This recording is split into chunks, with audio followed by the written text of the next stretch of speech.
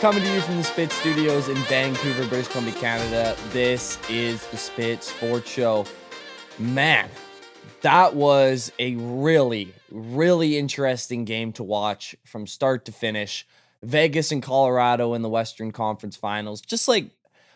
I saw this one coming. I'm not going to lie. A lot of people did too. This was a matchup that a lot of people were really, really excited about, and it did not live up to its expectations in the first period. But in the second and third, the intensity really ramped up between those two teams, and we ended up with a very, very exciting game down the stretch. But my biggest takeaway from game one is that, surprisingly for me, for sure, Colorado did not meet the intensity of game one Western Conference Finals kind of moment that they were in. Colorado, from really start until about 7 minutes left in the third, looked like they were playing a regular season game in December. The empty net goal at the end was a perfect example of just the lack of intensity that they had throughout. How does Nick Dowd get to that puck first when Jack Eichel is the one who iced it down, but it wasn't icing because, again, Nick Dowd was able to come away with that puck? It just looked like Colorado was a bit too casual throughout the entire game, specifically their defense core. I thought Kulak had a pretty brutal game.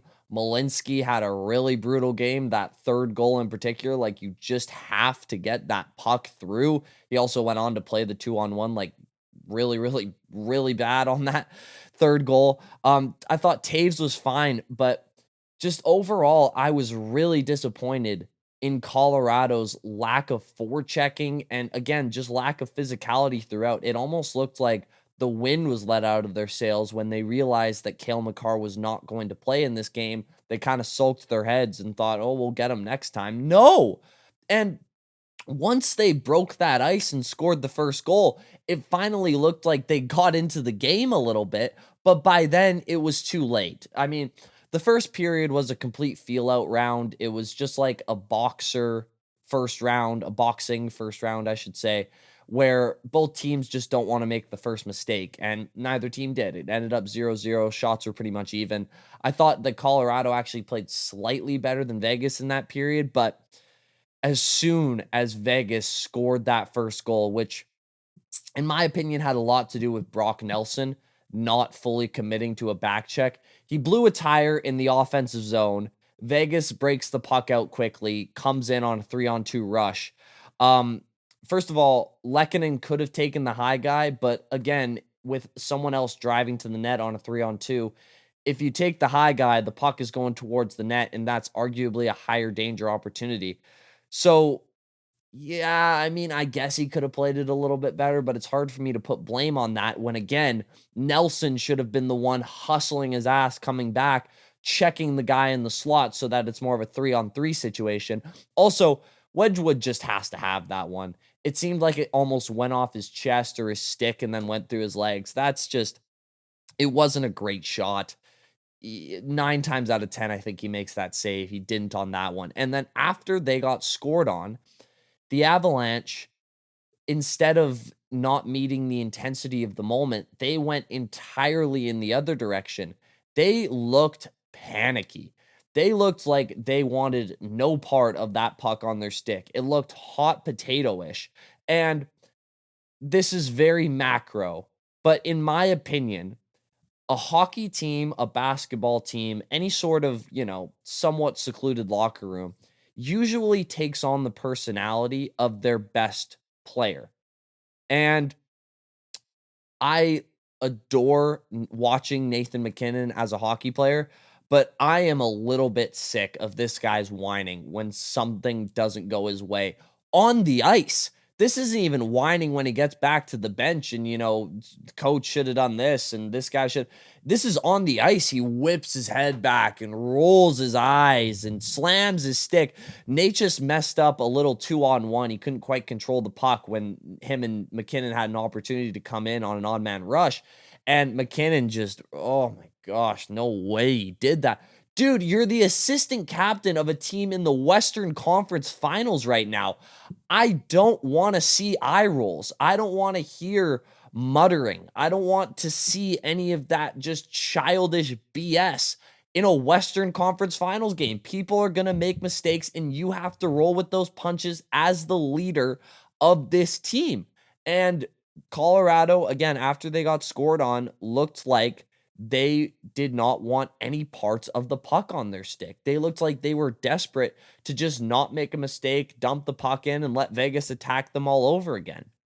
And this panicked state led to a very undisciplined penalty in front of the net by Colton. And then on that power play, man, I don't think Mitch Marner is the best player in the world. I don't think Mitch Marner is the best player in this series. I still think that's McKinnon or Makar, but he's looked like the single best player in the world these playoffs. That pass to not go cross crease, to have the wherewithal to know that Dorofeyev is trailing that play without looking at him is just off the charts hockey IQ and skill. He is just unbelievable, and I am loving every second of this playoff run, knowing that Leafs fans can no longer, in any case, point to him as the problem as to why they didn't advance past the second round for as long as they did.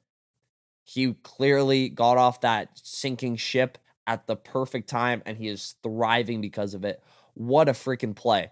But down 2-0, again, Colorado, it just looked like they wanted to sulk about it. And I'm very surprised about the mentality that they brought into this game, considering how much of a wagon they've been throughout the entire season and how resilient they were against Minnesota last round. And again, going back to the panicky thing, how many field goals did Colorado have this game in prime scoring opportunities? I can think of a couple by Lehkonen in the slot. There was one by Natchez where he had the puck in the high slot, just ripped it for a field goal. They were just too perimeter in general, especially on their power play.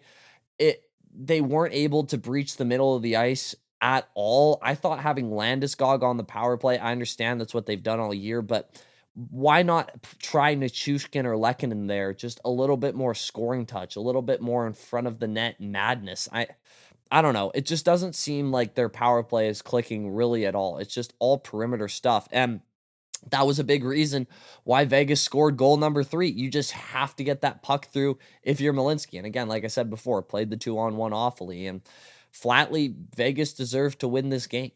Now, I preface, or I guess, what's the opposite of preface? I say after the fact, I understand that Cale Makar missed this game. Vegas has been missing Mark Stone for like 2 weeks now. That's their captain. That's their two-way shutdown guy. Makar's a lot better than Mark Stone. Please don't get me wrong, but injuries happen in the playoffs, guys, and you got to deal with it. And I thought Colorado's attitude and just drive this game was not there. And it's a big reason why Vegas was able to take this one home, and a big, big win on the road to start off this series. And Colorado is far from dead. I still think that they're actually the better team overall, and I do think they will win this series in 6 games. But Vegas made a statement, and they came out a lot more energized and a lot more motivated, it seems, and credit to John Tortorella for that. He got them going, and they played a great game. A lot better than the Avs did. The Avs have to look themselves in the mirror after this and think, why did we come out thinking that this game was just going to be handed to us in the Western Conference Finals? Bad look for Colorado. They got plenty of opportunities to bounce back, but this was a shockingly underwhelming performance by the entire team. That's my takeaway. Thank you all so much for watching. As always, I want to know what was your instant reaction to game 1. Apologies for the lighting.